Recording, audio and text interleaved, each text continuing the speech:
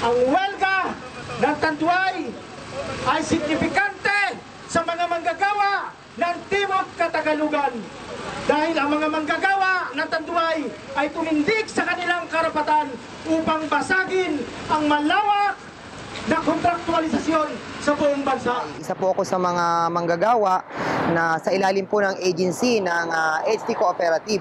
Dalawa ko kasi ang agency dyan, isang HD at isang global. So yan po ang nag-i-employ sa loob ng pagawaan na umaabot po ng 397 na bilang ng mga manggagawa. At ako po ay isa sa mga opisyales o tagapagsalita ng tudla na aming binuong asosasyon na pangalang ay Tanggulan, Ugnayan, Daluyang Lakas, Anak Pawis sa Tanduay Distiller INC.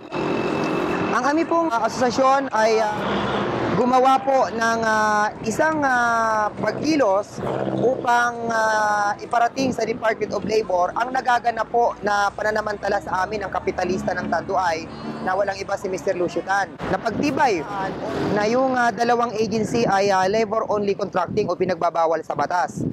Ang dalawang agency po na yan ay hindi po nila na-comply yung Artikulo 18-8 na magpapatunay na sila ang aming employer.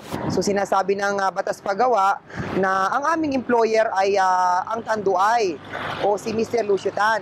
Kaya si Mr. Lucio Tan ang may pananagutan sa amin bilang mga manggagawa niya. Dahil ang amin namang ginagawa sa loob ay mainam at mahalaga base na rin sa Artikulo 280 ng Labor Code. At kami po ay nagbibilang na po sa loob ng pagawaan ng halos isang dekada na. Mula po sa 1 taon hanggang 10 taon, pero nananatili pa rin po kaming mga kontraktual. Ang bilang po ng kontraktual sa loob ay umaabot na po ng 90% dahil po ang regular po dyan ay nasa kulang-kulang 40 lamang po. So ibig sabihin, kaming mga kontraktual ang siyang lumilikha ng yaman ni Mr. Lucio Tan. At dapat lang na kami ay irregular. Kami po ay nagsampa ng kaso sa Department of Labor upang kundinahin ang malawakang kontraktualisasyon sa aming sa loob ng paggawa ng Tanduay. Subalit, imbis po na ito ay pakinggan, ang ginawa po ng kapitalistang Lucio Tan o ng Tanduay ay tinanggalan ho kami ng trabaho noong May 18. Dahil noong May 18 po ay dapat po kami ay papasok, subalit kami po ay hindi na pinapasok dahil nga po sa wala na daw kami schedule or kami ay ay wala ng trabaho. Kaya po nauwi na sa pagwewelga ang ginawa naming mga manggagawa. Dahil kapag hindi po namin ginawa yun, mawawalang silbi po yung tagal namin sa kumpanya. Dahil kapag nangyari ho yun, para kami mga basahan na pagkatapos gamitin ay itatapon na lamang. Kaya po, ibinutok na namin ang welga dahil naniniwala kami na ang welga ang pinakamataas na antas na pagkilos upang ang mga katulad namin mga manggagawa na napagsamantalahan ng mga kapitalista, napagsamantalahan ng mga dayuhan, ay isa lamang yan sa tanging paraan para depensa sa aming karapatan sa hanap buhay. Dahil ang amin namang minimiti ay magkaroon lang naman ng kasiguruhan sa trabaho, magkaroon ng benepisyo at tamang sweldo na sa kabila po ng isang dekada namin pagtatrabaho sa loob, ay dapat po kami kilalanin ng regular. Dahil yan naman po ang inuutos ng batas paggawa base na rin po sa Labor Code Article 280. Kaya ako nga pala si Jim P. De La Cruz. So isa po akong kontraktual na manggagawa sa Tanduay Distillers. Ano na po, ngayon po ay 5 years na po ako dyan sa Tanduay Distillers po. Sa loob ng 5 taon na yun nga yung nagiging kondisyon sa amin, mababa ang sahod namin. Ano po, 315 lang po kami sa loob ng 8 oras po. Then, yun po ang mga dahilan namin dahil sa pangyayaring ganun, sa liit na sahod namin, hindi kasi sa buong pamilya namin. So ako po ay may 4 na anak.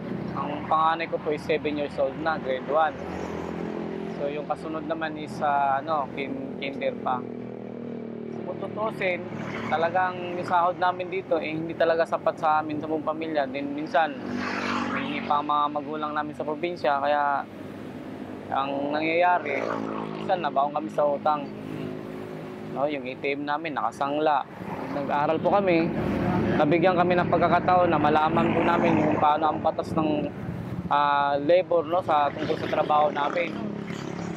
bukod po nun, doon namin nalaman na ang karapatan namin bilay sa manggagawa na ang aming ginagawa sa loob ng kumpanya ay mainam at kailangan sa isang kapitalista o sa isang may-ari ng kumpanya, dapat pala kami, noon pa ay pagpasok namin, dapat pala ay regular na ho kami. Kaya lang, nangyari ho, hindi po naging ganun ang nangyari sa amin. So, dahil po sa ganyang nalaman po ng management namin na gumagawa po kami ng ganitong klaseng organisasyon, kami po ay pinilit na papirmahin ng service contract kung tawagin. So dahil sa loob ng 5 taon na kung paninilbihan namin dito, sir, nagtataka pa kami bakit mayroon kami service contract na gano'n. Na dati naman walang gano'n eh. So ang dahilan nila, ang rason nila, para daw pumasa sila sa ISO, ang rason. Kaso ang tanong naman namin, matagal lang pumasa ang tanduan ng ISO. So, simula noon, dahil sa hindi kami mapilit na pumirma, hindi kami pumirma sa service contract na yon, nagbigay po sila ng deadline sa amin na kapag hindi kami makapagpirma ng service contract, mawawalan kami ng trabaho o tatanggalin kami. Kaya yun nga po ang nangyari, noong May 16, halos po lahat sa amin ay natanggalan ng schedule. Kaya dahil sa ginawa nila noon, ng kumpanya namin, ng Global Pro at ng HD na cooperative, nung May 18 mismo ay inilunsad po namin yung malawakang wilga dito po sa harap ng Tanduay po. Kaya hanggang ngayon po, sa kasalukuyan, mag-iisang buwan na kami dito pero andito pa rin kami. Nananawagan din po kami sa lahat ng mga kababayan, sa lahat ng mga manggagawa na contractual man o regular, na sana po suportahan po yung aming pinaglalaban ngayon, na wala na po kaming hinihiling kundi gawin kaming isang regular po sa isang kumpanya ng Tanduay. No? Kasi yun po yung hangad namin na magkaroon kami ng seguridad sa trabaho, na mayroon kaming panghabang buhay na trabaho bukod po dun sa mga benepisyo na matatanggap namin. So, yun po ang aming hiling na sana po ay suportahan yung pagkundina ng malawakang kontraktualisasyon dito sa Timog Katagalogan para din po hindi na po ito maranasan ng iba na pumapasok sa pabrika na naranasan namin ngayon. Kaya po kami ay nananawagan na rin sa lahat na sana ay mapaabot na rin itong mensahe ko sa Department of Labor upang gumalaw na rin sila o kumilos. Dahil simula po noong May 18 hanggang ngayon, June 6, ay wala pa rin po silang malinaw na desisyon kung ano nga ba talaga ang plano nila sa aming mga manggagawa. Nakasalukuyang nakapikit line dito sa Gate 2 ng Asia Brewery, na kung saan matinding init, ulan ang aming dinadanas dito, sa kabila ng iba sa amin nagkakasakit na. At hindi lang yan, ilan din sa mga kasamahan namin ang patuloy na nagpapagaling dahil sa mga karahasan na dinanas namin sa mismong gwardiya ng Asia Brewery. Dahil po ang mga gwardiya na nandyan ay naniniwala ko kami na sila po ay mga goons. Galing po sila sa mga kulungan na inilabas para lang suotan ng damit gwardiya na siyang mga haras sa amin. Dahil po sa pag sila po ay umaatake sa amin, nandoon po yung kanilang pangaharas tulad ng pangbabato ng bato, pambabato ng bote. Saka yung bombero po na ibinobomba sa amin ay may kahalong buhangin yung tubig na napakahapdi po sa balat.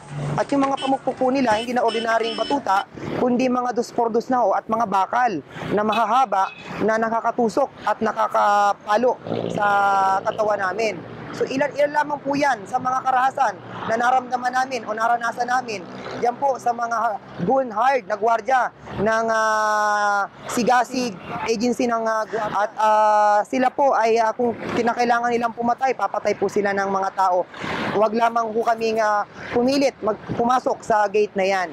At panawagan din po sa lahat, suportahan sana ang aming laban, pinansyal man, material, o anumang uri ng maitutulong. Pagbisita dito sa aming picket line, dito sa Barangay Sala, Cabuyao, Laguna, upang makita ang aming kalagayan, suporta upang ipanawagan din ang pagboboykot sa lahat na produkto ng Tanduay. Dahil lahat na produkto ng Tanduay ay ang lumikha niyan ang mga manggagawa na ngayon ay naghihirap, nagtitiis dito ho sa picket line. Dahil sa simpleng hiling lang namin na regularisasyon ay ayaw ibigay o ipinagkakait ito ng kapitalistang lusyutan. Bagkus kami pa ay imbis na pakinggan ay puro karahasan pa ang inaabot namin sa mga bayarang goons ng mga gwardiya na yan. Kaya po muli, maraming salamat at naniniwala kami na ang laban na ito ay hindi lang to laban namin kundi laban naming lahat ng mga nakikibakang kontraktual na siya naman nagiging lakas loob namin upang ipagpatuloy ang aming laban. Nanatiling mataas ang paninindigan, mataas ang moral ng mga kasama na nakawelga dahil batid nila na nasa kanila ang katarungan